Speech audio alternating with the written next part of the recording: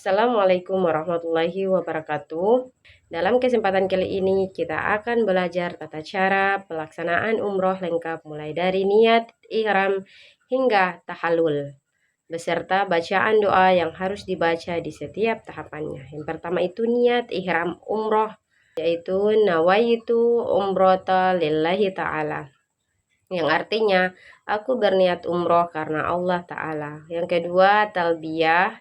Talbiyah adalah kalimat khusus yang diucapkan oleh jamaah haji dan umroh mulai dari mereka berniat ihram hingga sampai di Masjidil Haram atau selesai melepas jumrah Aqabah.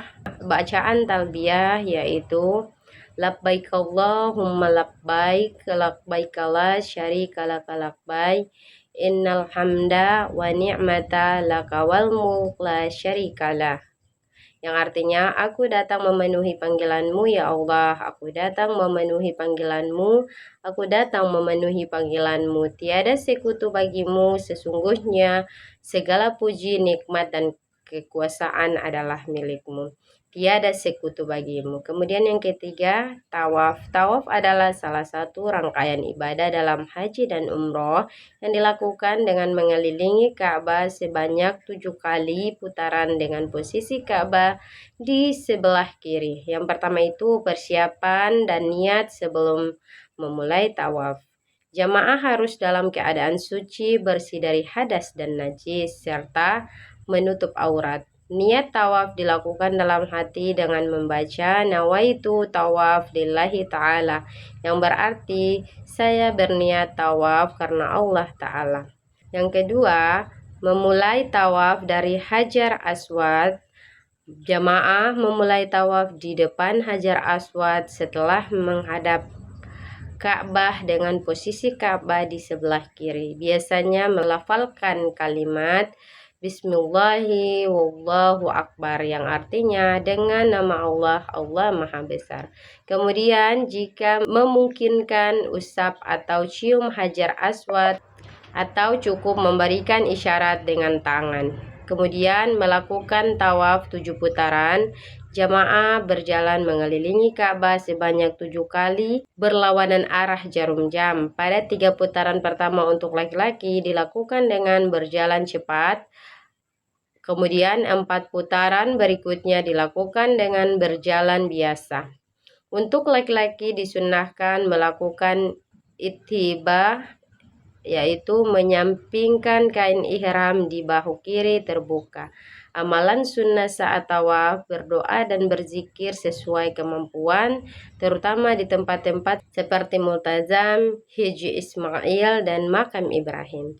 Setelah selesai tawaf, disunahkan sholat 2 rakaat di belakang Makam Ibrahim. Kemudian doa saat tawaf. Saat memulai tawaf dianjurkan membaca Bismillahi wallahu akbar, Allahumma imanan bika wa tasydikan bi kitabika wa wafa'an bi ahadika wa itiba'an li sunati nabiyika Muhammad sallallahu alaihi wasallam, yang artinya dengan nama Allah, Allah Maha Besar ya Allah, karena keimanan kepadamu, keyakinan pada kitabmu, kesungguhan menjalankan janjimu dan mengikuti sunnah Nabimu Muhammad Sallallahu Alaihi Wasallam. Kemudian tawaf harus dilakukan secara penuh 7 putaran. Jika kurang dari 7 putaran maka tawaf tidak sah dan harus diulang. Kemudian 4, sholat di makam Ibrahim. Sholat di makam Ibrahim adalah sholat sunnah 2 rakaat yang dilakukan setelah menyelesaikan tawaf di sekitaran Ka'bah. Tempat ini sangat istimewa karena merupakan batu pijakan Nabi Ibrahim saat membangun Ka'bah. Tata cara sholat di makam Ibrahim: yang pertama, setelah menyelesaikan tawaf 7 putaran, menuju ke belakang makam Ibrahim untuk melaksanakan sholat sunnah 2 rakaat.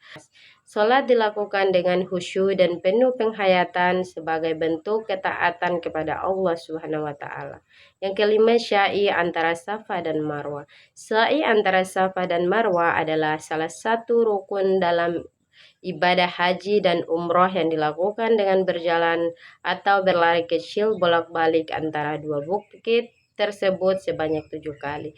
Sa'i ini dimulai dari Bukit Safa dan diakhiri di Bukit Marwah. Bacaan saat sa'i ketika pertama kali mendekati Bukit Safa disunahkan membaca doa Inna Safa wal Marwa min syaqairillah.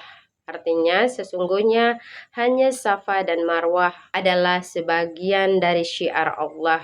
Selain itu, dianjurkan berzikir, membaca ayat Al-Quran, dan berdoa secara umum seperti keselamatan, ampunan, dan kelancaran hidup dunia akhirat. Kemudian, tahallul. Tahallul adalah salah satu rukun dalam ibadah haji dan umroh yang berarti mencukur atau memotong rambut sebagai tanda berakhirnya larangan-larangan ihram yang wajib ditaati selama melaksanakan ibadah. Sebelum mencukur rambut, disunahkan membaca Bismillahi wallahu akbar yang artinya dengan nama Allah, Allah Maha Besar. Keutamaan tahallul.